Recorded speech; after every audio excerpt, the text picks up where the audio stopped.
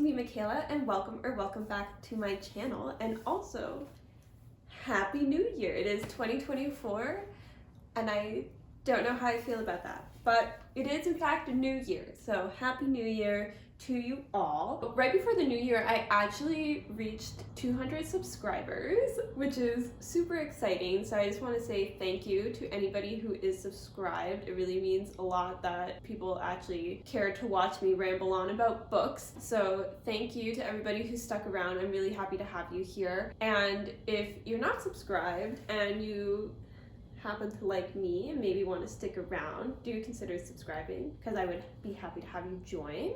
And today we're going to be doing my December reading wrap up. I'm thinking it's probably going to be a pretty short video today. I didn't have a super crazy reading month in December. Obviously the last 2 weeks of it was a lot of family time and holidays, so I didn't read that much, but I'm not upset about that. I much prefer to have time with my family than reading a book, though I do still love to read a book. So in December, just to run through some stats for the month, I read a total of 3 books. All 3 of them were new to me, and I read all of them physically. There is one that I loaned from the library, and that I kind of started it digitally, but then I loaned it digitally through the library, so for like one day I read it digitally because I read it while I was on the plane, and then when I got home I got it from my local library there, and then I read the rest of the book physically. So I did read all of these physically, and then like I said, 2 of them I own and 1 of them I loaned from the library. I had an average star rating of 3.8. In December, I read a total of 1,482 pages, which comes out to an average book length of 494 pages, and I averaged about 48 pages read per day. So not too bad. I read a lot of larger books, so I kind of ended up reading a bit more than I thought because of that. But let's just get into the books, okay? I'm just gonna put that here. No, don't you dare beat up my tiny Stonehenge iPad. How rude of you. Okay, so the first book I read this month was Shadows of Self by Sanderson. This I ended up giving 3.5 stars. It's in one of my finishing series reading vlogs. I think episode 2. I'll link it for you if you want to see more of my thoughts. So this is the second book in Mistborn Era 2, and I did like it more than the first book, Alloy of Law, but I still didn't really love this. I feel like the crime, mystery, fiction kind of plot story. Am I okay? The crime mystery plot that is in this series, I feel like demands a faster pace writing than what Sanderson is giving it. So it just feels like it's kind of taking too long to get places, and there's a lot of character development in this, which I really enjoy. I really love the characters in this story, and I love the setting for this, and I love the atmosphere of this kind of Western vibe, gunslinging, wild west world of magic that's happening. I love all of that. But then, similar to when I was reading the first book, I enjoy it when I'm reading it, but the second I put it down, it's like I'm forgetting what's happened. I don't even know if anything has happened, and there's a lot of really fun action scenes, but those take up a really big chunk of the book, where there's a few minutes of action that's being described over many pages. So you feel like you've read a lot, and then you realize that actually not really anything has happened, but I've read this much of the book,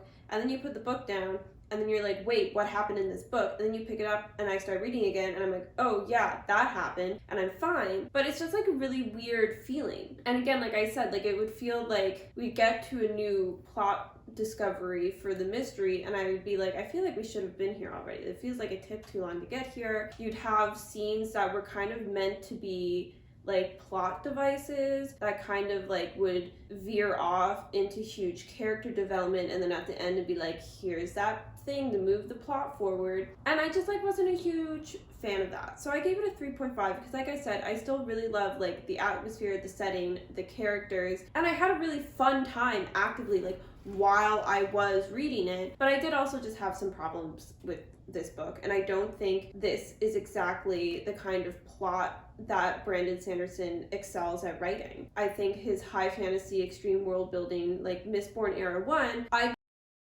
extremely good ratings. I loved that trilogy, and this is the only other Brandon Sanderson I've read, so I don't have anything other than Mistborn Era 1 to compare Mistborn Era 2 to. But I was kind of disappointed in the first book because I was expecting a more similar vibe to Mistborn Era 1 than what this is. This is much more like laid back, lighthearted, which I did enjoy. I'm going into this book knowing to expect that. Made me like this more than I liked the first one. But then I still just feel like there's so many things writing wise Brandon Sanderson is really good at, and I don't think writing a fast enough paced plot for a crime mystery is one of them. I don't think he's bad at it. I just don't think it's his best work. So, you know, that's kind of all I have to say. That's all I have to say. I just like went on a huge rant about it. So next up, I read Terms and Conditions by Lauren Asher. This is the second book in the Dreamland Billionaires. Oh my god, why can I not talk today? This is the second book in the Dreamland Billionaires series by her, and I gave this 4 stars. I like this one much more than the first book, The Fine Print. I really liked the characters more in this. I found in The Fine Print the characters annoyed me a little bit. I also found in The Fine Print that the like pacing of the romance felt like really off, and I did not find that an issue in this one. I also discovered through this that I believe I like the fake marriage trope, because that's what this is. Fake marriage, fake dating. I think it was so fun. I had such a good read with this. Again, I always find in these romance series, I tend to like the later books more. You get to see more of the characters you already know, so you're more familiar with kind of this group of individuals that's kind of present throughout the whole series, because usually most romance series, it's like each main character is like a group of friends or brothers or relatives. Like you that's what makes it a series, is like the same social circle and like little world that you're in for it. And I like that. That's why I like series. There's always like this previous sense of familiarity going into a book that I really like in series, and that's why I read so many series, and I tend to avoid standalones. But that being said, did like this a lot more. There is a little bit that I like couldn't get behind. There's like a sense of like possessive man in this that, and don't get me wrong, look, in a fictional man, it's fun. I don't want a real man to be that possessive, but in fiction it can kind of be fun to read. But even in fiction, this went a little too in the realm of possessiveness for my liking at points, so I really couldn't give it any further than a 4-star, because like that really kind of threw me out of the fun of the book, because I was like, I don't like that. I don't like that. I don't like that word you just, I don't like the way you said that, sir. Also, like, no offense to anyone named Declan, but like the fact that the main guy's name is Declan really kind of threw me off. I don't know. It's just not a name I like. And I feel bad. Like, but that's just the truth. That's just the truth. Okay? That's just the reality of it. I couldn't get behind a guy named Declan. So the last book that I read in 2023 in December was The Blood of Olympus by Riordan. This is the 5th and final book in the Heroes of Olympus series by him, and I gave this 4 stars. I was really hoping for a big 5-star ending to this series, and it just wasn't quite there. It was still so good. It was still a really good ending, and it was still such a fun read, but I just couldn't give it 5 stars because it wasn't giving me 5-star feels. And I think mainly in like this last book, you're kind of following 2 plots for the whole of the book until like the very end. It's kind of that kind of scenario, like there's 2 things going on at once and they're going to come together. You're kind of following these 2 major plot lines and switching between different character perspectives throughout that. I just felt like each switch between the 2 plots was a tad too long. I kind of wanted it to switch a bit sooner, because by the time